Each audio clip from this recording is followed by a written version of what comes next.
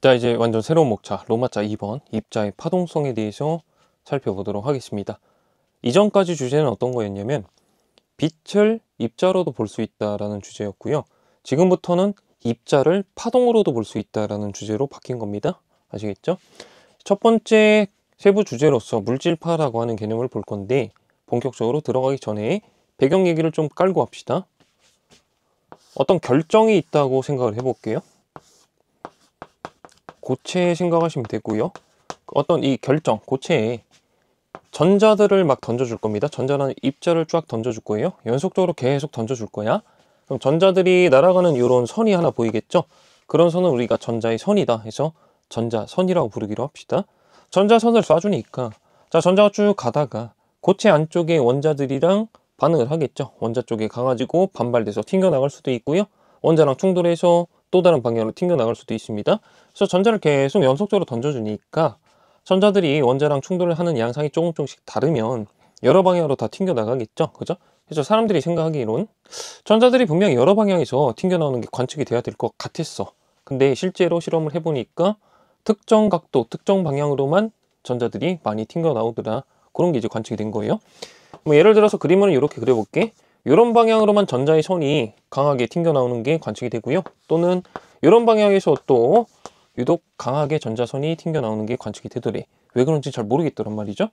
자, 그래서 사람들이 고민을 하다가 이 전자들이 혹시 파동의 성질을 가지고 있으면 설명이 가능할까라고 생각을 해보니까 특정 경로에 대해서는 경로 차이 같은 게 절묘해가지고 보강간섭 현상이 일어난 것처럼 해석을 하면은 그때는 딱 해석이 딱 들어맞더래요. 우연치 않게도. 그래서 이 입자라고 하는 애들도 파동의 성질을 가지고 있구나, 이렇게 해석을 하기로 한 겁니다. 괜찮겠죠?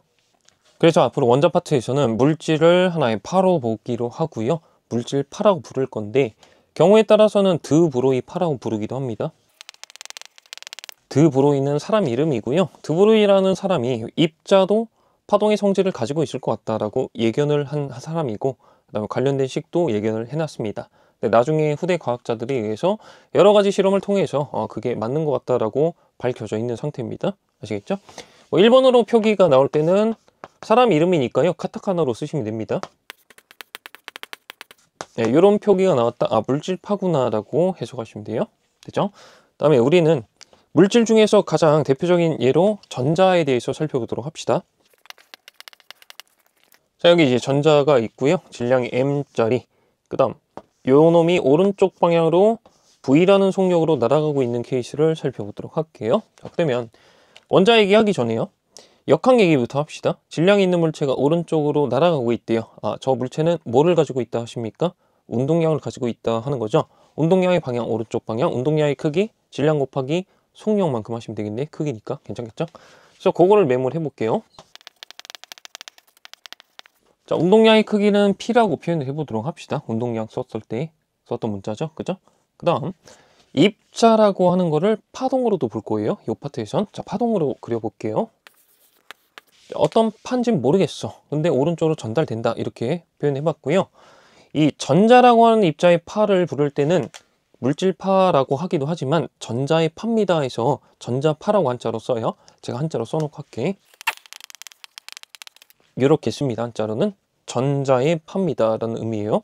그 전자기파 할 때 자자랑 다른 거죠. 자석할 때 자자가 아니잖아. 이거는 전자라는 한자죠. 일상에서 전자파 하는 거는 전자기파의 줄임말이죠.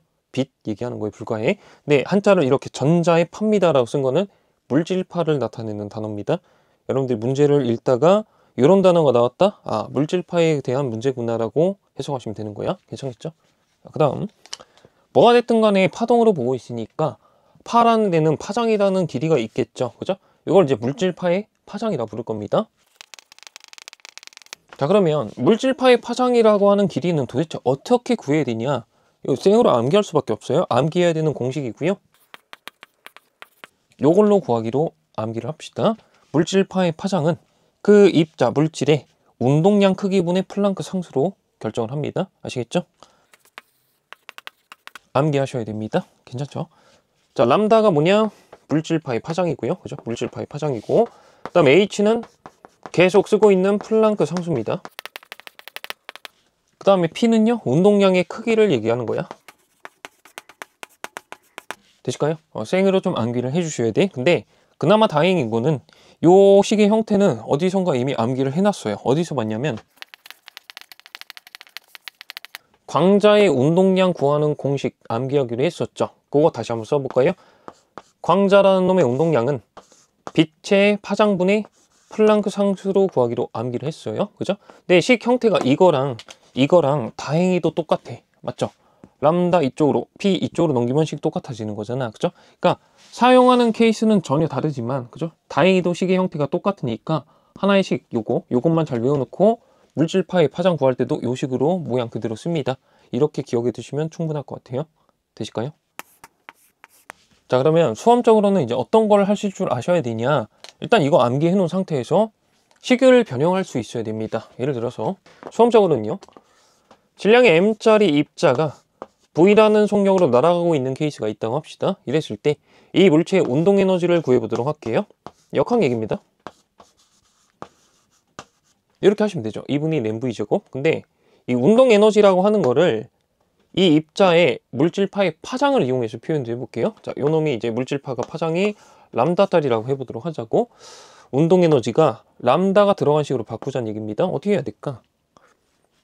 람다는 이제 운동량을 이용해서 표현할 수 있는 애야. 그죠? 그러면 요 식이 운동량이 들어가 있게끔 식을 조작해 주면 돼. 자, 이렇게 해볼게. 자, 일단 이거 이렇게 바꿔도 되는 거 맞죠? 똑같은 식이죠. 근데 굳이 왜 이렇게 바꿨을까요? 분자 쪽에 운동량의 제곱이 나오게끔 강제로 바꾼 겁니다. 괜찮죠? 이렇게 바꿔봅시다. 2배의 질량분의 운동량의 제곱이군요. 이렇게 쓸 수 있죠. 그죠? 그 다음 운동량이라고 하는 거는 물질파의 파장분의 플랑크 상수입니다 하시면 되죠. 그죠? P 대신에 물질파의 파장분의 플랑크 상수를 대입을 하자고요. 괜찮습니까? 그러면 2m 람다 제곱분의 플랑크 상수의 제곱, 이렇게 처리가 되겠죠. 괜찮아? 운동 에너지라고 하는 거를 물질파의 파장을 이용해서 표현하면 이런 꼴이 될 거다라는 거를 만들 수 있으면 됩니다. 이건 이제 외우시는 건 아니고 이것만 잘 외우세요. 식 변환하는 거는 연습하시면 되는 거고. 되실까요? 괜찮죠? 자, 방금 했던 거를 짧게 다시 한번 해볼게. 운동 에너지라고 하는 거를 운동량을 이용해서 표현을 해봤어요. 요거 어떻게 바꾼다? 2m분의 운동량의 제곱으로 바꾼다. 이렇게 해본 거죠. 그죠? 운동 에너지를 운동량을 이용해서 표현해봤어요. 반대로 해봅시다. 운동량을 운동 에너지를 이용해서 표현을 해볼게. 이해되실까? 자, 운동량입니다. P는 해가지고 mv라고 쓸 수 있어요. 자, 요 놈을 운동 에너지가 나오게끔 식을 조작을 해봅시다. 이렇게 할게. 자, 루트 씌우고요. 2분의 1 mv 제곱이 나오게끔 하고 싶어. 근데 식은 똑같게 그거 하고 싶대. 자, 어떻게 하시면 될까? 2배의 m 곱해주고 전체 루트 씌워주시면 똑같은 식 맞죠? 되실까?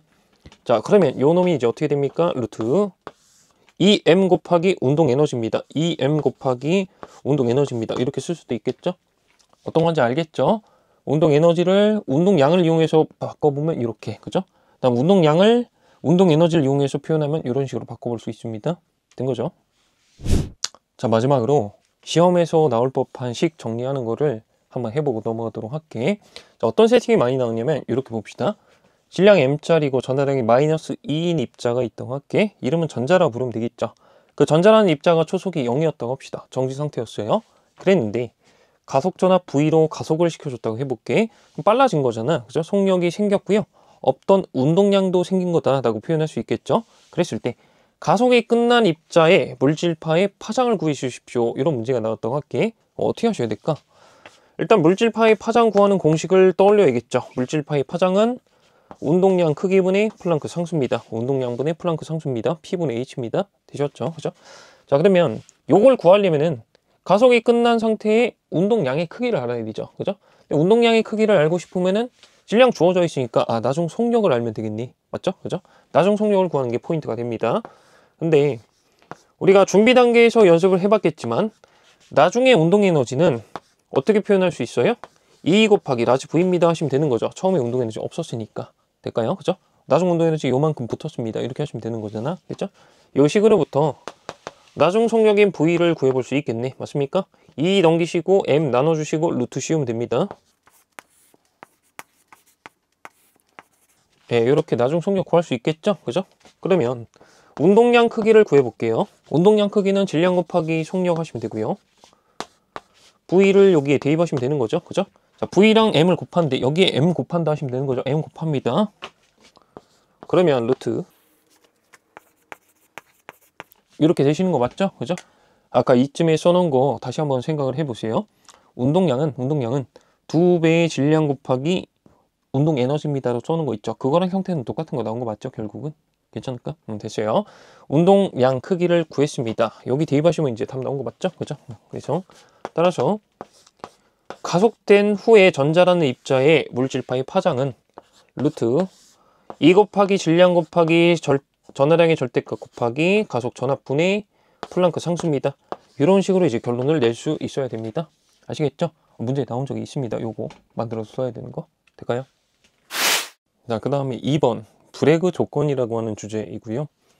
브레그는 사람 이름이고 브레그 이렇게 표기합니다. 그 다음에 일본어로 쓰실 때는 카타카나 이용해서 이렇게 쓰시면 돼요. 내용은 어떤 거냐면 어떤 물질이 있다고 합시다. 어떤 물질이 네모나게 그릴게요. 이렇게 있는데 이 물질 안쪽에 보니까 원자들이 혹은 분자들이 규칙적인 배열을 가지고 이렇게 배치가 되어 있다고 해보도록 합시다. 이럴 수도 있잖아요. 그죠? 그래서 이 규칙적인 구조를 격자라고 부르고요. 격자들의 가상적인 면을 우리가 격자면이라고 불러요. 이런 선들 혹은 이런 면들을 격자면이라고 부릅니다. 뭐 격자면을 꼭 가로로만 그어야 되냐? 그렇진 않고 대각선으로 그어놔도 아무런 상관없습니다. 다 격자면이라고 불러요. 그 다음에 격자라고 하는 구조가 반복돼서 이렇게 뭉쳐있는 물질을 우리가 결정이라고 불러요. 결정.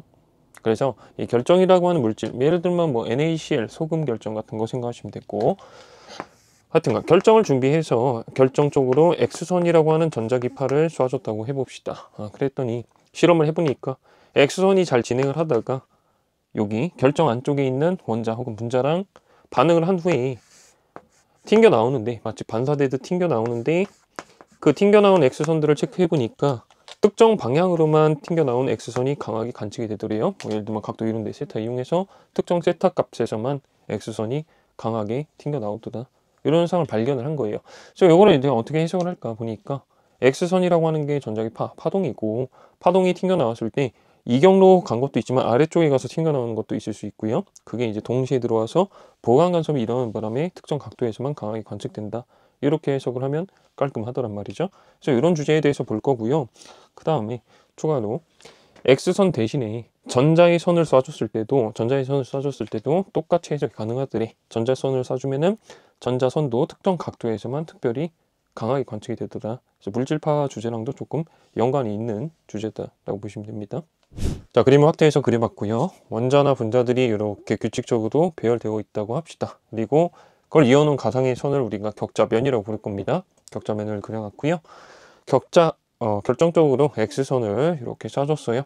쏴줬을 때 들어가는 각도를 여기를 이용해서 세타라고 표현해 볼게요. 그리고 마치 반사되듯이 똑같은 각도 세타로 튕겨나간 X선을 그려놨습니다. 그리고 X선을 쏘긴 쐈는데 첫 번째 격자면에서 반사되는 거 말고 두 번째 격자면까지 간 다음에 거기서 반사되는 애도 있을 수 있기 때문에 걔도 이렇게 그려본 거예요. 각도는 평행은 세타라고 해보도록 합시다. 여기도 세타. 그래서 이쯤에서 관측을 해보니까 X선이 특별히 강하게 관측이 됐다고 합시다. 그러면은 이 두 개의 파가 보강 간섭을 했겠구나 라고 처리하시면 되죠. 그죠?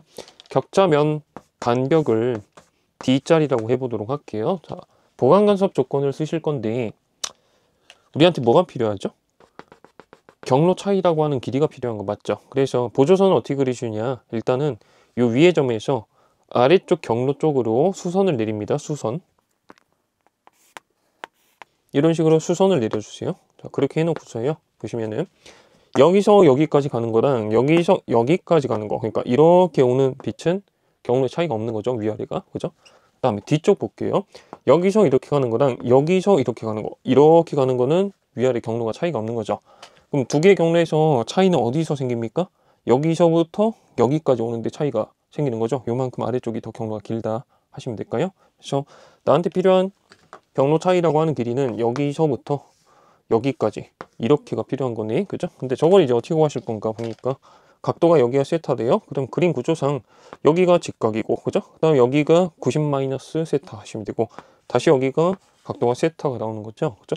그럼 요 부분의 길이는 뭐라고 하시면 돼? 여기서부터 여기까지 길이가 D래요. D에 사인 세타 하시면 요만큼 되는 거죠. 근데 그게 두 번 있는 거니까 경로 차이 델타라고 쓸게요. 델타라고 하는 거는 D 사인 세타가 2배만큼 있습니다. 이렇게 하시면 되는 거죠. 그죠? 이렇게 쓰시고요. 그 다음에 강하게 보일 조건을 쓰는 거니까 보강 간섭 조건 쓰시면 됩니다. 보강 조건. 파동에서 간섭 현상 처리할 때 쓰는 거랑 똑같이 하시면 돼요. 그래서 파장의 정수배일 겁니다. 이렇게 쓰시면은 조건이 완성됐고요. 이렇게 쓰는 조건을 우리가 브래그의 조건이라고 부릅니다. 괜찮을까요? 됐어요. 그래서 당연히 여기서 M이라고 하는 거는 0, 1, 2, 3, 4 라는 정수들을 얘기를 합니다. 아시겠죠? 자, 그래서 각도 세타가 요 조건이 만족되는 세타이면은 강하게 관측이 된다라는 게 결론이 있고, 요 주제에서는 이렇게 조건식만 만들 줄 아시면 충분할 것 같습니다. 이렇게 해서 이 주제는 끝났는데 하나만 확인을 해두고 갑시다. 입사하는 각도 여기, 반사하는 각도 여기, 이렇게 각도를 표시해 봤는데 파동 파트에서 입사각, 반사각을 표시할 때는 여기 각도를 쓰지 않았었죠. 그죠? 법선을 그어놓고 법선으로부터 잰 각들을 각각 입사각, 반사각으로 썼었습니다. 파동 파트랑 각도 표시가 조금 다르게 쓰는 거 체크를 해둡시다. 자, 지금부터는 새로운 목차, 로마자 3번 해서 원자의 구조에 대해서 얘기를 할까 합니다. 중간중간에 식이 몇 개 나오긴 하는데 식에 너무 큰 의미를 부여하진 마시고, 그죠? 결론 위주로 기억을 하려고 해보세요. 뭐 암기해야 될 거는 따로 말씀을 드리는데 별말이 없는 이상 암기까지는 안 하셔도 되긴 합니다. 아시겠죠? 그래서 우리는 수험적으로는 모든 원자에 대해서 보는 건 아니고 수소 원자, 가장 간단한 원자에 대해서만 살펴보시면 될 것 같습니다. 그리고 역사적으로는 이제 원자가 어떻게 생겼느냐에 대해서 여러 학자들이 연구를 많이 했지만, 실험을 많이 하고 했지만, 뭐 톰슨이라는 사람이 얘기를 한 게 있었고요. 그 이후에 러더퍼더라는 사람이 얘기를 한 게 있는데 둘 다 어쨌거나 틀렸다라는 게 결론이고, 그 다음으로 나온 게 이제 보어라고 하는 학자의 모형이 있습니다. 그 다음에 이후에 또 새롭게 나온 게 있고, 새롭게 나온 거에 이제 현대적인 원자 모형이 되겠는데, 우리는 그냥 보어라는 사람이 주장한 원자 모형을 살펴볼 거예요. 아시겠죠? 보어의 수소 원자에 대한 모형이 있다라고 보시면 됩니다. 자, 그림을 이렇게 그려봤는데요. 이게 수소 원자라고 생각을 해주시고 안쪽에는 원자 핵이 있습니다. 원자 핵의 안쪽에 양성자가 딱 한 개만 있는 가장 간단한 수소 원자를 생각을 해볼게요. 그리고 주변에는 전자가 하나 돌고 있습니다. 이렇게 전체적으로가 수소 원자인 거예요. 아시겠죠? 자, 안쪽에 박혀 있는 요 양성자의 전하량을 플러스에 2라고 쓰면 되겠죠. 그죠? 그 다음에 전자의 전하량을 마이너스에 2라고 쓰면 되겠죠. 그죠? 그 다음에 전자의 질량은 20m짜리라고 표현을 해볼게요. 괜찮습니까? 그리고 이 중심으로부터 전자의 궤도 반경을 r이라고 표현을 해볼게요. 거리 길이 얘기한 겁니다. 이랬을 때, 자, 요 놈이 등속 원운동을 하는 거라고 상상을 하시면서 해석을 들어갈 겁니다. 보어의 원자 모형에서는 그렇게 제시가 되어 있으니까 그렇게 하도록 할게요. 그러면 이제 우리는 뭐를 써볼 수 있냐? 원운동이 나왔으니까요. 원운동의 운동방정식 역학에서 배운 거 그대로 써주시면 돼요. 그래서 원운동의 운동방정식을 쓰려고 보니까 구심력 역할을 하는 힘을 찾아야 되죠. 무슨 힘이 구심력 역할을 해서 얘가 원으로 돌아갈까요? 플러스 전기랑 마이너스 전기가 서로 당기는, 그죠? 쿨롱의 힘이라는 게 있겠죠? 그래서 이렇게 쿨롱의 힘이 작용하는 바람에 얘가 구심력 역할을 해서 돌아가는구나, 이렇게 봅시다. 요놈은 이제 가만히 고정되어 있다고 생각하시고요. 아시겠죠? 자, 쿨롱의 힘 써봅시다. 자, 여기 이제 쿨롱의 힘 크기가 되는 거 맞죠? 그 다음에 얘가 크기가 딱 몇이어야 돼요? R분의 mv제곱이어야 됩니다. 자, 이런 식의 성립을 해야 원운동을 할 겁니다 라는 식이었죠. 그죠? 역학 내용이고요. 그 다음에 역학적 에너지에 대해서 생각을 해볼 수가 있습니다. 전자가 속력을 가지고 움직이고 있어요. 운동 에너지가 있겠죠. 그죠? 그 다음에 정기적인 성질을 지닌 애가 거리가 R만큼 떨어진 채 유지가 되고 있어요. 그러면 정기적인 포텐셜 에너지도 몇인가로 유지가 되고 있다는 얘기죠. 그죠? 그래서 요놈의 운동 에너지 계산을 하고 요놈들이 가지고 있는 정기적 포텐셜 에너지까지 계산해서 합쳐주도록 할게요. 운동 에너지 더하기 포텐셜 에너지 한 거니까 역학적 에너지를 계산한 꼴이 되겠죠. 그죠? 특히 전자의 역학적 에너지라고 부르도록 합시다. 그래서 전자의 역학적 에너지는 운동 에너지 더하기 정기적 포텐셜 에너지입니다. 이렇게 계산할 수 있겠죠? 부호까지 대입해서 정기적 포텐셜 에너지 계산하는 거였습니다. 그다음에 이렇게 식을 쓴 거는 포텐셜 에너지 무한원을 기준으로 계산을 한 거겠고요. 괜찮습니까? 됐죠? 그 다음에 위에서 만든 운동방정식이랑 새롭게 만든 역학적 에너지 요 식을 연립을 해가지고요. 요 식을 좀 더 간단하게 바꿀 수가 있어요. 위의 식에서 V에 대해서 정리를 한 다음에 요 V 자리에 대입을 하시면 좀 더 간단해집니다. 혹은 뭐 같은 정리긴 하지만 MV제곱 요걸로 정리해서 요 MV제곱 자리에 대입을 하셔도 똑같은 작업이 가능합니다. 그래서 대입을 해서 정리를 해보면 어떻게 되냐. 결론이 이렇게 나올 겁니다. 대입해서 정리한 거에 불과해요. 대단한 이론은 없고요. 근데 이제 만들어 보니까 전자의 역학적 에너지는 부호가 이제 마이너스로 나올 것인데 얼이 아래쪽에 들어가 있고 나머지 숫자들은 정해져 있는 숫자입니다. 요걸 보시면서 그래프를 하나 간단하게 그려볼게요. 이 식을 그래프로 그려보면 자, 세로축의 에너지, 그 다음에 가로축의 얼이라는 문자라고 했을 때 자, 에너지는 마이너스 R분의 1의 어쩌고인 거니까 그래프는 요런 꼴이 나오겠죠? 여기가 0이라고 했을 때, 그죠?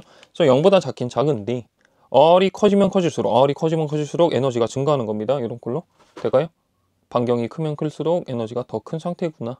이렇게 보시면 됩니다. 자, 그런데 이 수소 원자에서 마이너스 전자가 반경이 R이 유지되면서 등속 원운동을 하려면은 특별한 조건이 필요하다라는 게 알려져 있어요. 그런 조건은 이제 보어가 제시한 거고 조건 이름은 양자화 조건이라고 불러요. 그러니까 그게 정확히 뭔지는 모르셔도 돼. 그냥 그런 조건이 있다 정도로만 일단 얘기를 할게.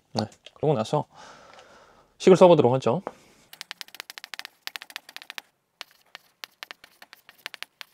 그래서 양자화 조건이라고 하는 식은 이렇게 주어지는 걸로 합니다. 그냥 받아들이는 걸로 하시고 외울 필요 전혀 없고요. 뭐 도출해서 쓰는 것도 아닙니다. 그냥 이런 식이 있나 정도만 한번 보는 거예요.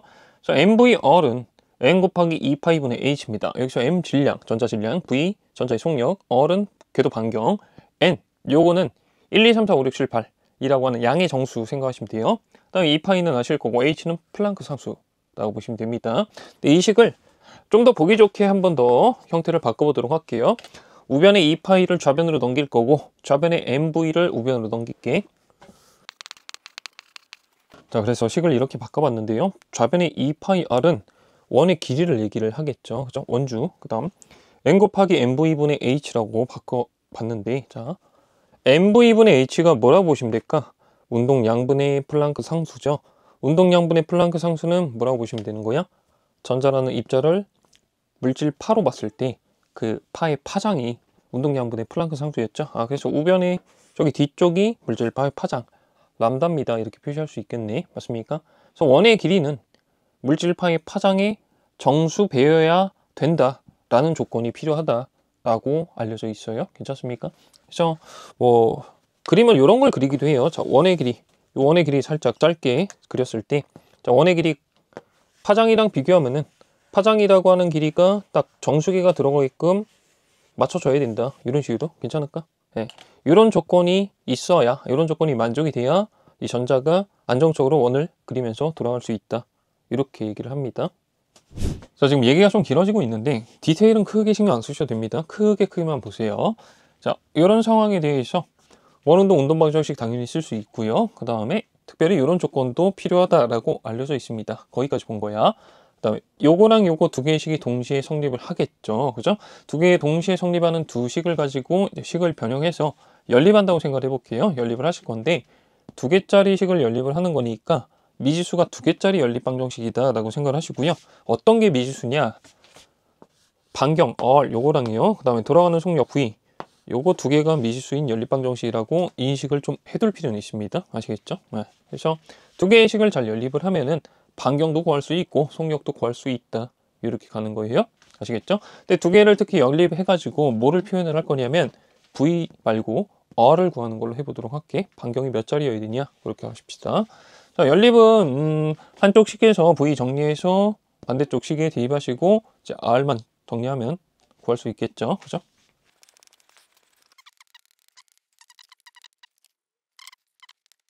자, 그래서 이 식이랑 이 식을 두 개를 연립을 해서 어를 구해보면 이렇게 결론이 나옵니다. 외우는 거 아니고 도출할 필요도 없어요. 쓸 일 없습니다. 근데 이런 꼴이 나온다. 보기만 하세요. 자, 앞에 여기 분수 부분은 전부 다 정해져 있는 숫자들이에요. 그죠? 그 다음에 여기 n제곱이 곱해져 있는데 여기서 n은 아까 말씀드렸다시피 1, 2, 3, 4, 5, 6, 7, 8입니다. 1, 2, 3, 4, 5, 6, 7, 8. 그런 숫자들이어야 된다. 이렇게 보시고 그러면 저놈이 가질 수 있는 원의 반경 R은 정해진 숫자 곱하기 1제곱이냐 2제곱이냐 3제곱이냐 이렇게 간다는 얘기잖아. 그죠? 자, 여기 정해져 있는 이 부분 숫자 있잖아요. 이 부분을 일단 A라고 써보도록 합시다. 제곱까지 합쳐서 A라고 합시다. 자, 그러면 요게 이렇게 표현할 수 있죠. A일 수도 있고 4A일 수도 있고 9A일 수도 있고 그 다음에 16A일 수도 있고 점점점 이렇게 갈 수 있는 거잖아요. 그러니까 얘가 돌아갈 수 있는 원의 반경은 이것저것 길이가 다 가는 게 아니라 가장 짧은 반경이 A면 그 다음으로 짧은 거는 4배 A짜리여야 된다. 무조건 이런 거죠. 그 다음 짧은 거는 9배 A여야 됩니다. 그러니까 반경이 길이가 불연속적으로 가능하다라는 얘기가 됩니다. 띄엄띄엄 존재한다 수치가. 이런 사실을 이제 알려져 있습니다. 자, 칠판 한번 정리하고 다시 써봤는데 전자의 역학적 에너지는 이런 꼴로 결정이 될 거고 그 다음에 전자가 돌아가는 원의 반경은 이런 식으로 결정이 되어 있다라는 게 확인이 된 거죠. 그죠? 가장 짧은 반경을 A라고 한 거고 그 다음 4A, 9A 이렇게 반경이 불연속적으로 뜁니다. 그죠? 그 다음에 이 반경이 A 곱하기 N제곱 형태로 표현을 할 수 있는 거니까 그 반경을 여기에 대입을 할게요. 전자의 역학적 에너지 구하는 식에. 그래서 대입을 하시면요. 이런 꼴로 정리가 가능하겠죠. 그죠? 근데 정리해놓고 보니까 역시 여기 앞부분은 이미 정해져 있는 숫자들이 됩니다. 그죠? 여기 뒤에 부분에 n은 계속해서 아까 쓰듯이 1, 2, 3, 4, 5, 6, 7, 8이 되는 거예요. 되실까요? 그러면 n이 1인 상태냐, n이 2인 상태냐, n이 3인 상태냐에 따라서 에너지도 달라진다라고 보시면 되죠. 그죠? n이 1일 때를 우리가 n이 1인 정상 상태입니다 라고 부를 거고요. n이 2일 때를 n이 2인 정상 상태입니다 이렇게 부르기로 할 겁니다. 아시겠죠? 자, 이렇게 식을 변형해 놓은 거를 우리가 전자의 역학적 에너지라고 부를 수 있는데 요거를 이제 특별히 뭐라고 부를 거냐면 에너지 준위라고 부를 겁니다. 에너지 준위. n에 1 대입하면 n이 1짜리 에너지 준위인 거고 n에 2 대입하면 n이 2짜리 에너지 준위입니다. 이렇게 보시면 돼요. 그래서 에너지 준위라고 하는 거는 결국 전자의 역학적 에너지랑 똑같은 걸 얘기를 한다라고 보시면 됩니다. 그래서 에너지 준위에 대해서 그래프를 그려보면은 이렇게 될 거예요. 자, 그래서 세로축에 전자의 역학적 에너지 혹은 에너지 준위, 그 다음 가로축에 n이라는 문자를 넣어봤습니다. 그래프 그리시면 어떻게 될까? 식 보시면서 마이너스 붙어 있고요. n제곱분의 1이라는 형태입니다. 이렇게 되겠죠? 이렇게 되는 거 맞죠? 그죠? 자, 아까 그렸던 그래프랑 모양은 크게 다를 바가 없습니다. 당연하지만, 그죠? 그 다음에 n이 1일 때가 있는 거고, 그죠? n이 2일 때가 있는 거고, n이 3일 때가 있는 거고, n이 4일 때가 있는 거고, 이렇게 n은 정수로만 불연속적으로 존재하는 숫자라고 보시면 되고요. n이 1일 때 에너지 값이 이제 주로 2의 1이라고 표현을 많이 할 것 같아. 2의 n이라고 쓸 거고요. 괜찮습니까? 에너지 준위는 에너지 준위인데 n이 1일 때 에너지 준위이다. 아시겠죠? 그죠? n이 1일 때의 전자의 역학적 에너지다. 이렇게 보셔야 돼. 그 다음에 n이 2일 때 에너지 준위는 요만큼이란 얘기죠. 요 값. 그죠? 그 다음에 n이 3일 때는 또 이 값이란 얘기네. 그죠? 이 값. 이 값이란 얘기죠. 자, n이 커지면 커질수록 에너지 준위도 커집니다. 혹은 전자가 갖는 역학적 에너지도 커집니다. 해도 똑같은 거예요. 괜찮습니까? 아까 말씀드렸듯이 자, 반경이 커지면 커질수록 역학적 에너지가 커집니다 라고 보시면 돼. 그죠? 그래프 이런 꼴이었잖아. R이 커지면 커질수록 에너지도 커지는 거다 하시면 되는데 R이 연속적으로 존재할 수 있는 게 아니고 그죠? 불연속적으로 존재하는 거고요. n이 커지면 커질수록 에너지가 커진다. 근데 n이 커진다고 하는 거는 반경이 커진다는 얘기입니다. 결국 반경이 커지면 에너지가 커지는데 반경은 불연속적으로 존재한다. 그리고 각 반경에서 갖게 되는 전자의 역학적 에너지를 그 반경 해당 숫자에 해당하는 에너지 준이라고 부릅니다. 되시겠죠? 네. 그래서 여러분들은 이제 수험적으로는 식은 사실 다 필요 없어. 식은 다 필요 없고 단어는 좀 익숙해지도록 합시다. 에너지 준이라고 하는 단어가 나오면은 전자의 역학적 에너지를 얘기를 하겠구나 라고 보시면 되고요. 그 다음에 n이 크면 클수록 에너지 준위도 커집니다. 혹은 반경이 크면 클수록 그러니까 바깥쪽 궤도를 돌고 있을수록 전자는 역학적 에너지가 높은 상태구나, 에너지가 많은 상태구나. 이 정도 이제 수학적으로 이거는 기억을 해주셔야 될 것 같아. 되세요? 될까요? n이 클수록 에너지가 크다 혹은 반경이 큰 놈일수록 에너지가 큰 상태로 돌고 있다. 이건 기억을 해주셔야 됩니다. 아시겠죠? 자, 이제 진동수 조건이라고 하는 내용만 보면은 원자 구조 내용은 끝이 날 것 같습니다. 제가 그림을 하나 그려놨는데 이 그림은 뭐냐면 수소 원자 모형을 그려놓은 거예요. 원자 핵에는 양성자가 딸랑 하나 있는 가장 간단한 수소 원자를 그려놓은 거고요. 그다음에 원자 핵의 주변에는 전자가 돌 수 있는 궤도라는 게 있을 겁니다. 그죠? 가장 안쪽 궤도부터 n이 1짜리 궤도입니다 하시고 두 번째 게 n이 2. 그래서 세 번째, 네 번째 가다 보면 n 원번째 궤도가 있겠죠. 요게 뭐 숫자가 3일 수도 있고 4일 수도 있고 5일 수도 있고 알아서 상상하시고 그다음에 몇 개 더 가다 보면 n 두 번째 궤도가 또 있을 겁니다. 이렇게 그림을 그려봤어요. 그다음에 각각의 궤도에서 전자가 돌고 있으면 그 전자가 갖는 역학적 에너지를 우리가 그 궤도의 에너지 준위로 계산할 수 있다라고 했었죠. 그래서 n이 1일 때의 에너지 준위를 2의 원이라고 부르기로 합시다. 그다음 n이 n1일 때 이때는 에너지 준위 n1 이용해서 2n1이라고 쓰도록 할게요.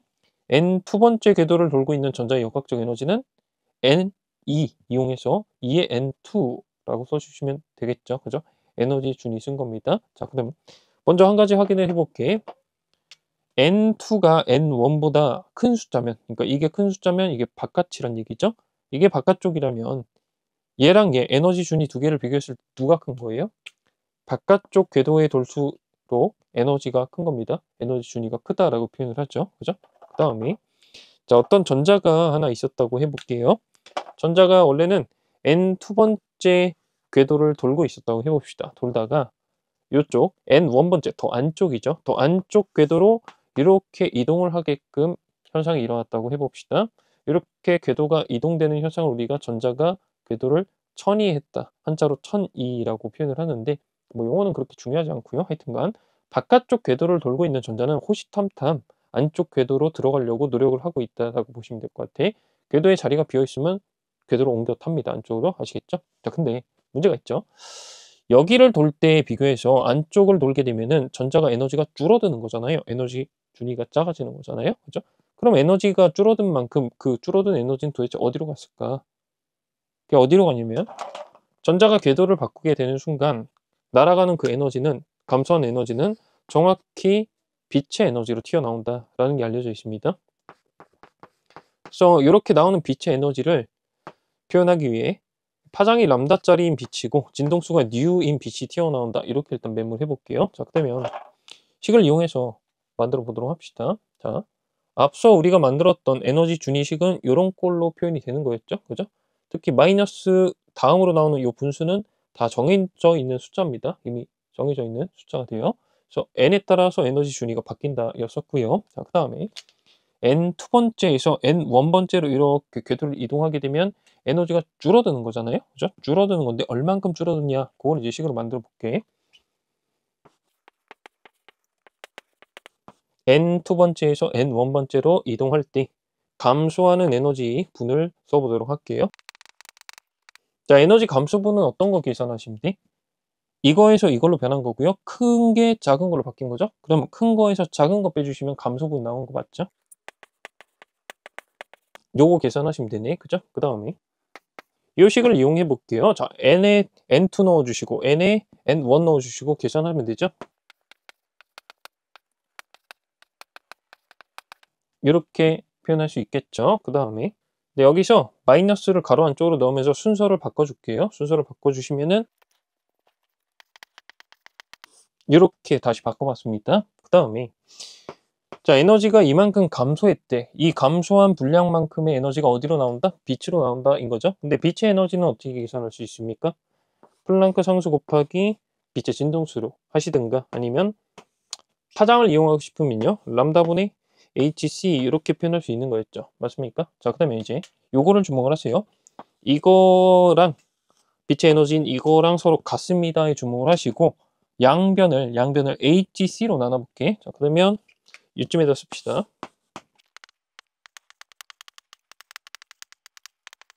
이런 식으로 바뀌겠죠. 람다분의 1은 이런 걸로 구할 수 있습니다. 이렇게 바뀔 거고요. 근데 잘 보시면은 요 앞에 괄호 앞에 붙어 있는 요 분수 있잖아. 분수의 구성 요소들이 전부 다 정해져 있는 숫자입니다. 그래서 요 통째로 정해져 있는 숫자 요 부분을 앞으로 이제 뭐라 부르냐? 그냥 통째로 all이라고 부를 거고요. 이 all이라고 하는 문자는 이름을 어떻게 부르냐? 리드베리 상수라고 부릅니다. 사람 이름을 따서 리드베리 상수 이렇게 불러요. 괜찮아? 그래서 뭐 정리를 하면은, 다시 한번 정리하면은 이렇게 되겠죠. 예, 이런 최종 형태의 식이 나올 겁니다. 이해되실까? 괜찮을까? 자, 수험적으로 정리를 좀 해드리면은, 전자가 혹시라도 궤도를 바꾸면서 에너지를 잃게 되면은 그만큼의 에너지가 빛으로 튀어나온다. 요거는 좀 기억을 해 두시고, 그 다음 이런 식들은 전혀 외울 필요가 없어요. 그리고 도출해서 쓸 필요도 없어요. 그럴 일이 없어요. 문제 푸는 동안. 아시겠죠? 만약에 이 식을 통해 가지고 계산을 해야 되는 문제다 하면은 이런 최종 형태의 식이 문장에 주어질 겁니다. 어차피. 아시겠죠? 근데 주어졌을 때, 식이 주어졌을 때 적어도 이 식이 뭐였는지 정도는 대충이라도 알고는 있어야 그 식을 적용하는 데 큰 무리는 없겠죠? 그러니까 이런 거를 막 도출하는 건 필요 없는데, 최종 형태가 이렇게 딱 주어졌을 때, 아, 이런 게 있었지 정도는 기억이 나면 좋겠습니다. 그 리드베리 상수라고 하는 것도 결국 정해져 있는 숫자 어떤 게 있구나. 이 정도면 충분히 아시겠죠? 그래서 n 몇이어서, 그죠? 몇에서 몇으로 변했냐에 따라서 숫자 대입해서 쭉 계산하시면은 튀어나오는 빛의 파장을 계산할 수 있다. 그 정도만 체크해 놓으시면 충분할 것 같아요. 아시겠죠? 자, 그럼 마지막으로 하나만 체크를 해봅시다. 전자가 여기 있다가 여기로 가는 거랑 같은 전자 여기 있다가 더 안쪽인 여기로 가는 거, 두 가지 경우를 비교했을 때 어느 경우가 됐든 간에 전자는 에너지가 줄어드는 거니까 빛이 튀어나오긴 하겠죠. 두 경우 모두. 근데 어떤 경우가 빛의 진동수가 높은 빛이 튀어나올까요? 진동수가 높다는 거는 빛의 에너지가 크다는 얘기고, 전자가 에너지를 더 많이 잃는 경우여야 에너지가 더 많이 나오는 거 맞죠? 빛이. 그죠? 그래서 더 안쪽 궤도로 옮길수록 빛의 에너지가 크게 나오고 진동수가 높은 빛이 나옵니다. 파장으로 얘기하면 짧은 파장이 나옵니다. 되실까요? 됐죠? 그래서 여기까지 보시면 될 것 같아요. 자, 이제 새로운 목차 로마차 4번 X선의 발생이라는 걸 볼게요. 자, 개요부터 살펴보도록 합시다. 제가 왼쪽 오른쪽에 그림을 하나씩 그려놨는데 왼쪽부터 보면서 해보도록 할게요. 왼쪽에 그림 보시면 전자라는 입자를 하나 준비를 해요. 그리고 저 전자를 전압을 이용해서 가속을 시켜줄 겁니다. 꽤 높은 전압으로 꽤 빠르게 가속을 시켜주고요. 빠른 상태로 만든 다음에 금속에 쏴줄 겁니다. 연속으로 계속 같은 전압으로 같은 빠르기로 쏴줄 거예요. 전자를 계속 던져줍니다. 그럼 전자가 날아가가지고 하나하나가 금속이랑 충돌을 할 텐데, 충돌을 하는 동안 전자가 가지고 있는 운동 에너지를 일부 잃게 됩니다. 그리고 그 잃어버린 에너지는 어떤 형태로 전환돼서 나오냐? 빛의 형태로 전환이 돼서 빛이 에너지를 가지고 튀어나온다. 이렇게 보시면 돼요. 근데 이때 빛의 종류는 X선이라고 하는 빛이 됩니다. X선은 파장이 상당히 짧은 전자기파다라고 보시면 되고요. 그래서 X선이 여러 가지가 계속 나오고 있는 거예요. 전자를 계속 던져주고 있는 거니까. 근데 X선이 나오는 거를 관측을 해보니까, 실험 장치를 이용해서 측정을 해보니까 X선의 에너지가 센 애도 있고 좀 낮은 애도 있더래. 그거를 이제 표현을 달리하면은 X선 중에서 파장이 긴 애도 있고 파장이 짧은 애도 있었다, 이렇게 표현해도 되죠. 파장이 짧은 게 에너지가 센 겁니다. 혹은 X선 중에서 진동수가 큰 애도 있고 진동수가 작은 애도 있다, 이렇게 해도 되죠. 진동수가 큰 게 에너지가 큰 겁니다. 아시겠죠? 그래서 실험을 계속 하면서 파장이 어떤 X선이 나오는지를 계속 체크를 한 거야. 그랬더니 그걸 이제 그래프로 그려보면 이런 꼴이 되더래. 자, 그래프는요, 세로축에 빛의 강도고 가로축에는 빛의 파장을 써놨습니다. 그래서 이 정도 파장을 갖는 빛은 이만큼 정도가 나오더라. 그 다음에 이 정도 파장을 갖는 빛은 이만큼 정도가 나오더라. 이렇게 이제 실험을 묘사를 해놓은 거예요. 되십니까? 그러면 파장이 짧은 빛은 조금밖에 안 나온다라는 표현이죠. 근데 가장 짧은 파장을 우리가 최단 파장이라 부를 겁니다. 그리고 가장 짧은 파장으로 나온 빛이 에너지 자체는 가장 센 거다라고 보시면 되죠. 파장이 짧을수록 에너지가 센 겁니다. 근데 에너지가 센 빛은 얼마 안 나오더라, 이런 표현이에요. 되시죠?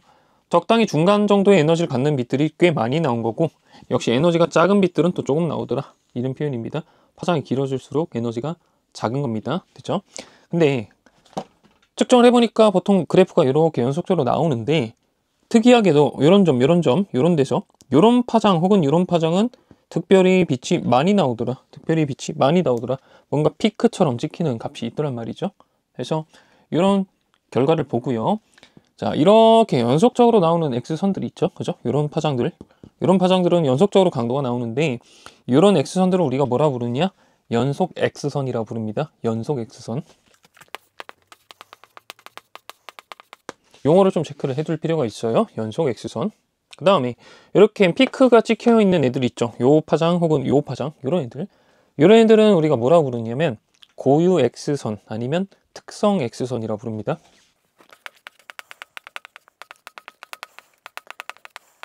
고유 X선 아니면 특성 X선이라 불러요. 용어는 기억을 좀 해 두십시오. 아시겠죠? 연속 X선, 그리고 특별히 많이 나오는 X선을 고유 X선 혹은 특성 X선이라고 합니다. 그럼 이제 수험적인 얘기를 할게. 자, 수험적으로는 어떤 걸 기억을 하셔야 되냐? 용어를 기억하시면서 연속 X선이라고 하는 X선이 나오는 이유랑 고유 X선이라고 하는 X선이 나오는 이유가 조금 다른데 그 이유를 약간만 이해를 가미해서 기억을 해 두시고, 그 다음에 실험 조건을 바꿔주면 그래프 모양이 어떻게 바뀔까? 그게 이제 수험적으로는 포인트가 가장 높다고 보시면 될 것 같아요. 괜찮겠죠? 자, 그러면 그림을 지워놓고 설명을 계속 이어서 할게요. 자, 이제부터 X선이 발생하는 원인, 과정에 대해서 살펴보도록 할 거고요. 고유 X선, 연속 X선 두 종류의 X선이 있다고 말씀드렸잖아요. 그죠? 근데 그 두 종류의 X선이 발생하는 과정, 발생하는 이유가 조금 다릅니다. 그래서 따로따로 살펴보도록 할 거고, 먼저 연속 X선부터 얘기를 해보도록 할게요. 일단 그림을 그려놓고 하도록 합시다. 일단 이 정도만 그려놓고 할게요. 자, 여기 전자가 있습니다. 전자라는 입자를 전압을 이용해서 가속을 시켜줄 거예요. 자, 가속 전압은 V도 정지 상태인 애를 가속시켰다고 합시다. 그리고 속력은 가속 후에 스몰 V가 됐다고 해볼게요. 요 빠르기를 가지고 쭉 오른쪽으로 날아갈 건데, 자, 오른쪽에는 금속이 배치되어 있었다고 해봅시다. 금속으로 전자를 쏴준 거예요. 금속 안쪽에 보니까 원자가 있을 거고요. 그 원자 안쪽에는 원자 핵도 있을 거고 주변에 전자도 있을 겁니다. 괜찮죠? 그죠? 네, 날아온 전자가 이 원자 근처를 지나가게 되면서 속력이 좀 느려지고 아니면은 충돌해서 팍 튕겨 나갈 수도 있고 그럴 거란 말이죠. 그러면 얘가 그렇게 지나가는 동안 운동 에너지를 잃어버릴 수밖에 없다 생각하시고, 자, 여기서 나간 애가 잃어버린 운동 에너지만큼이 그 에너지 어디로 가냐? 빛으로 튀어나온다 라고 보시면 돼.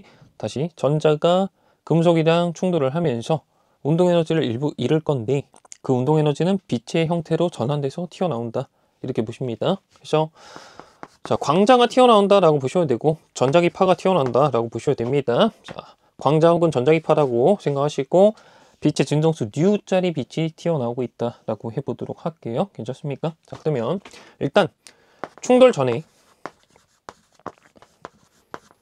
전자의 운동 에너지부터 만들어 볼게요. 자, 전자의 질량을 스몰 m짜리라고 해보고요. 그 다음에 전자의 전하량은 마이너스의 전기 소량 2짜리입니다. 이렇게 해보도록 할게. 충돌 전에 전자의 운동 에너지는 뭐라고 하시면 돼? 역학에서 배웠듯이 이렇게 쓰시면 되고요. 역학적 에너지 보존 법칙으로부터 전하량 절대값 곱하기 가속 전압 이렇게 하셔도 되는 거죠. 그죠? 그래서 전자는 요만큼의 운동 에너지를 가지고 날아왔어요. 근데 그 중에 일부를 잃는단 말이죠. 그죠? 그래서 전자가 잃어버린 에너지 크기를 K의 감소라고 써보도록 할게. 전자가 K 감소만큼의 운동 에너지를 잃었습니다. 그러면 그게 빛의 에너지여야 됩니다. H의 N로 구할 수 있는 거 맞죠? 이렇게 쓸 수 있는 거 맞죠? 그죠? 이렇게 해놓고 만약에 전자가 에너지를 다 잃으면, 그러니까 가지고 있는 운동 에너지를 전부 다 잃으면 어떻게 되는 거예요? 빛의 에너지가 꽤 크게 나온다 이렇게 보시면 되죠. 그래서 전자가 가지고 있는 운동 에너지를 100% 잃는 경우, 전부 다 잃는 경우에 그때는 이런 식이 만족되겠죠. 그죠? 가지고 있던 운동 에너지 이게 전부 빛의 에너지로 전환된다. 이만큼이 그대로 빛의 에너지다. 이렇게 볼 수 있겠죠. 그죠? 그 다음에 파장을 이용해서 표현하면 람다분의 HC라고 표현할 수 있고요. 자, 이때 나오는 빛이 가장 강한 빛일 거잖아. 전자가 운동 에너지 다 잃은 만큼이니까 빛이 강하게 나오는 때고요. 강하게 나올 때는 진동수는 가장 큰 경우라고 상상하시면 되는 거고, 파장인 경우에는요, 파장은 가장 짧은 경우라고 생각하시면 되는 거 맞죠? 파장이 짧을수록 에너지가 큰 거고, 전자가 운동 에너지 다 잃으면 그만큼 빛이 에너지 가장 크게 나온다 이렇게 보는 거잖아. 그죠? 그래서 이 식으로부터요, X선 중에서 파장이 가장 짧은 놈의 파장을 구할 수 있겠죠. 요 놈 넘기고 EV1로 넘기면 되는 거잖아. 그죠? 그래서 최단 파장값은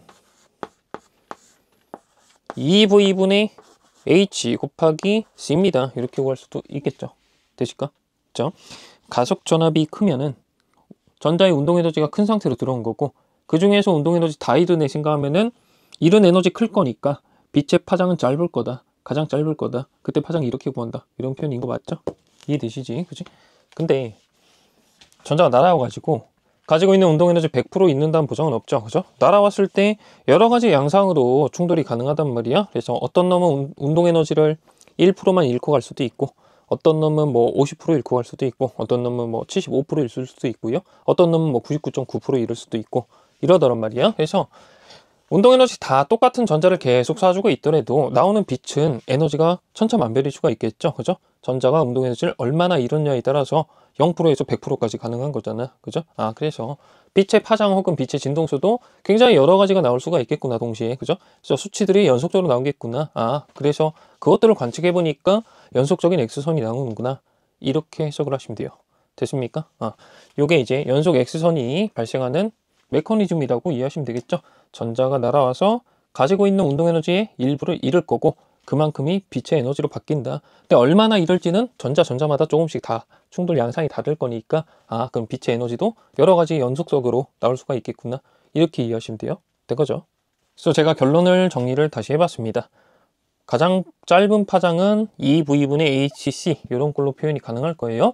이런 거 외우는 거 아닙니다. 아시겠죠? 네. 자, 근데 하여튼간 이제 조건을 바꿔줄 거야. 실험 조건을 바꾸면은 아까 나왔던 그래프의 모양이 어떤 식으로 바뀌어야 되는지 그거를 이제 검토할 수 있어야 됩니다, 스스로. 자, 어떤 조건을 바꿔줄 거냐면 전자를 전압시키는 가속 전압 있죠. 요 값을 바꿔준다고 해볼게.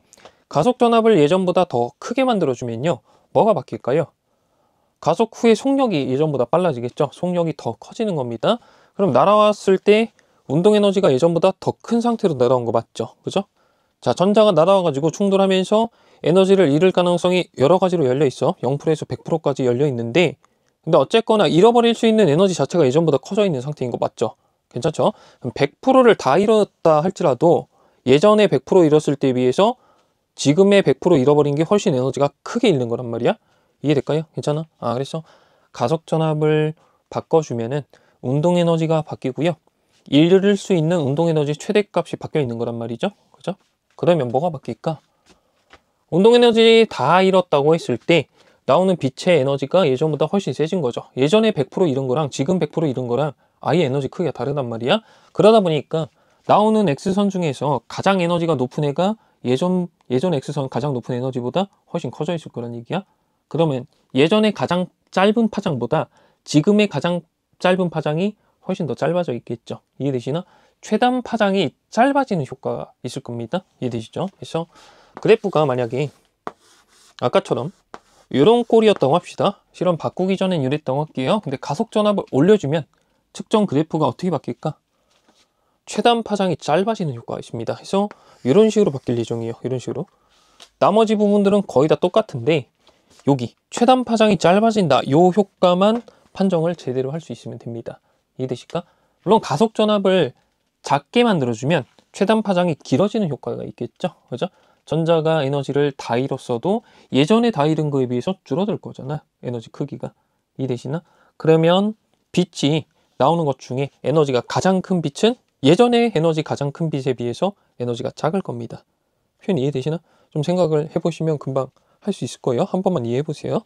혹시라도 이해가 잘 안 되신 분 있으면은 제가 수치로 간단하게만 첨언을 좀 해볼게요. 실험 조건 바꾸기 전에 전자 운동 에너지가 100짜리를 계속 던져주고 있었다고 해봅시다. 그러면 전자가 100 가지고 날아와서 충돌 후에 0에서 100 사이 값을 잃을 수 있는 거죠. 그죠? 0에서 100 사이 값, 요게 이제 빛으로 나오는 겁니다. 괜찮습니까? 그러니까 가장 강한 빛이 에너지가 100만큼 가지고 나올 수 있다는 얘기야. 됐죠? 근데 실험 조건을 바꿔가지고요, 가속 전압을 2배로 바꿨다고 합시다. 그럼 전자의 가속 후의 운동 에너지가 100이었던 게 200으로 바뀌어 있겠죠? 그죠? 그러면 200 가지고 날아온 애는 에너지를 얼마만큼 잃을 수 있냐? 0에서 200 사이 값을 잃을 수 있는 거 맞죠? 그죠? 그러면 요 잃어버린 에너지가 빛으로 나올 건데, 나오는 빛 중에 에너지가 가장 강한 애는 200만큼 가지고 나온다는 얘기죠. 예전에는 100이 최대였고 지금은 200이 최대값으로 바뀐다는 얘기잖아. 그러면 가장 강한 빛이 파장이 가장 짧은 거니까 파장끼리 비교했을 때 가장 짧은 파장이 더 짧아져 있겠죠. 예전보다 가장 강한 에너지가 더 커졌으니까 가장 짧은 파장이 예전보다 더 짧아져야 됩니다. 파장 최대값이 더 작아져야 된다고요. 여기까지 하시면 이해가 되셨을 거야. 그죠? 됐죠? 이어서 고유 X선 발생하는 과정을 살펴볼게요. 역시 전자를 가속시켜서 금속에 쏴주는 거긴 한데, 자, 금속 원자가 이번에 이렇게 보인다고 해볼게요. 좀 더 확대를 한 거고요. 원자 핵이 있고요. 주변에 전자들이 이렇게 돌고 있다라고 그렸습니다. 근데 외부에서 전자를 가속시켜서 쏴준 겁니다. 금속 쪽으로. 얘가 날아오다가 하필이면 이렇게 날아와서 얘랑 팍 부딪힐 수가 있어요. 안쪽에 돌고 있는 전자랑. 그래서 부딪히는 바람에 요놈이 충돌 후에 바깥으로 아예 튕겨 나갔다고 해봅시다. 물론 날아온 놈은 날아온 놈대로 딴 데로 이렇게 튕겨 나갈 수가 있는데, 혹시라도 얘가 운동 에너지를 잃었다 하시면은 거기서 빛이 나오긴 하고요. 그 빛은 연속 X선의 일종이 되겠죠. 충돌하면서 잃어버린 에너지가 빛으로 나온다. 연속 X선 하시면 돼. 그 다음에 문제는 요놈이 튕겨 나가는 바람에 이쪽 궤도 자리에 전자가 하나 비게 되는 겁니다. 괜찮을까요? 자, 그러면 여러분들 화학에서 대충 배우셨겠지만 궤도마다 전자가 돌 수 있는 개수가 정해져 있잖아요. 그죠? 근데 한 자리가 비어버린 거잖아, 안쪽 궤도에. 그러면 바깥쪽 궤도에 돌고 있던 전자가 아래쪽 안쪽 궤도로 이렇게 이동을 하는 효과가 생깁니다. 괜찮습니까? 안쪽 궤도로 오면은 전자는 에너지가 줄어드는 꼴이죠. 바깥쪽을 돌수록 에너지가 크다였습니다. 그죠? 근데 얘가 이렇게 내려와 버리니까 에너지가 줄어드는 효과가 나잖아요. 그죠? 그럼 그 줄어든 에너지는 도대체 어디로 가냐? 아, 여기서 이렇게 전자가 이동하는 동안 빛으로 튀어나온다. 이렇게 보시면 돼요. 괜찮아? 충돌할 때도 빛으로 나오고, 이렇게 전자가 궤도를 바꿀 때도 에너지 차이만큼 빛으로 나온다. 근데 충돌할 때 나오는 빛은 여기서는 연속 X선이다 보시면 되고요. 여기서 나오는 전자기파 있죠? 이게 고유 X선 혹은 특성 X선이라 부르는 거, 그게 됩니다. 괜찮을까? 자, 에너지 궤도, 그 에너지 준위값 있잖아요. 궤도마다 전자들이 갖게 되는 역학적 에너지, 그 에너지 준이라고 하는 거는 이미 궤도마다 수치가 계산이 될 수 있어요. 정해져 있어요, 숫자가. 아시겠죠? 그죠?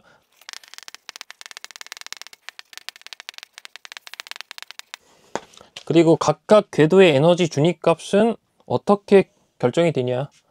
궤도의 에너지 준위는 금속의 종류에 따라서 이미 결정된다 라고 보시면 돼. 1번 궤도는 에너지 준위가 몇, 2번 궤도는 에너지 준위가 몇, 5번 궤도는 에너지 준위가 몇, 이런 게 금속의 종류마다 이미 다 계산이 끝나 있다고, 수치가 정해져 있다고 해서 여기에 돌던 에너지 정해져 있고요. 여기에 돌던 에너지 정해져 있는데 이렇게 내려가면 그 정해져 있는 수치의 차이만큼만 딱 빛으로 튀어나온다 보시면 되죠. 그리고 그 정해져 있는 수치의 빛만 유독 많이 나올 예정이잖아요. 그죠? 보시면 아시겠지만. 그죠? 아, 그래서 그 빛의 에너지에 해당하는 그 빛의 파장만 특별히 많이 나오는구나. 그래서 그래프상에서 피크로 이렇게 찍혀 있었구나. 이렇게 이해를 하시면 될 것 같아요. 괜찮습니까? 자, 그러면 여러분들 여기까지 들어가지고 이해가 되셨으면은 이런 질문 해볼게. 그 그래프상에서 피크가 나타나는 파장값이 바뀌게끔 하려면 뭐를 바꿔줘야 될까? 금속의 종류를 바꿔주면 됩니다. 그죠? 금속의 종류를 바꿔주는 순간 에너지 준위값이 싹 바뀌는 거고, 그죠? 얘가 이렇게 내려갔을 때 에너지의 차이값도 예전 금속이랑 달라진다는 얘기야. 그럼 그 달라진 차이값 에너지만큼 특별히 그 에너지를 가지고 빛이 많이 나온다. 피크 값이 달라지겠구나. 이렇게 이해하시면 되죠. 그죠? 그래서 원래 실험 결과가 이런 그래프였다고 해봅시다. 이랬는데 금속을 다른 걸로 바꿔주면요, 최단 파장은 바뀌지 않지만 피크 위치가 조금씩 어긋나게 될 수가 있습니다. 예전 그림이랑 이해되실까? 그죠? 피크 위치의 파장값이 예전이랑 달라질 가능성이 생기겠죠. 금속을 바꿔주면. 괜찮을까요? 최단 파장이 바뀌려면 뭐가 바뀌어야 돼요? 금속을 바꿔줄 게 아니고요, 날아온 전자의 속력을 바꿔줘야 됩니다. 날아온 전자의 운동 에너지 값을 바꿔줘야 된다는 얘기야. 근데 그러려면 뭐를 바꿔줘야 된다? 가속 전압을 바꿔주면 되는 거였어요. 정리되실까? 괜찮아? 금속을 바꿔주면 피크 값이 바뀌는 거고요.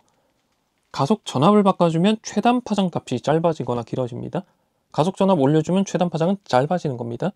되겠죠? 자, 그래서 조건 변경에 대한 결과값을 정리를 다시 해보고 마치도록 할게요. 자, 실험 조건을 바꿔줄 건데 두 가지 조건을 바꿔줄 수 있습니다. 가속 전압을 바꾸는 경우가 있고요. 그다음 타겟되는 금속을 바꿔주는 경우가 있습니다. 타겟이 되는 금속을 바꿀 겁니다. 일단 가속 전압 바꾸는 것부터 생각해 볼게. 예를 들어서 가속시켜주는 전압을 예전보다 더 큰 걸로 바꿔줬다고 합시다. 그러면 전자가 갖게 될 속력이 증가하는 거죠. 그죠? 그럼 전자가 갖게 되는 운동 에너지가 커진다라고 보셔도 되고, 그럼 운동 에너지가 커졌으니까 잃어버릴 수 있는 에너지가 커진 거고, 만약에 에너지를 다 잃게 되면요, 예전보다 더 강한 빛이 나올 거다라고 보시면 되는 거 맞죠? 그죠? 그래서 예전에 비해서 파장이 가장 짧은 애가 파장이 더 짧아져 있을 겁니다. 최단 파장이 줄어듭니다. 짧아집니다. 이렇게 해석하실 수 있어야 돼. 그 다음에 금속 종류를 바꿔준다고 합시다. 자, 금속 종류를 바꿔주면은 궤도 모양들이 조금씩 바뀌는 거죠. 반경이 조금씩 다 바뀝니다. 그래서 에너지 준위도 다 바뀐다 보시면 돼요. 에너지 준위가 바뀌고요. 에너지 준위가 바뀌면은 에너지 준위 값들의 차이 값이 바뀌기 때문에 고요 X선의 에너지가 바뀌죠. 그죠? 그래서 고요 X선의 파장이 바뀐다라고 표현하면 되겠네. 그죠? 그래서 그래프 상에서 피크 값이 위치가 바뀝니다 하시면 되죠. 피크 위치가 바뀝니다. 네, 이 정도만 기억할 수 있으면 충분히 맞출 수 있을 거예요. 그래프 모양 바뀌는 걸 골라주세요. 이런 문제가 나올 것 같거든요. 됐습니까? 자, 여기까지입니다.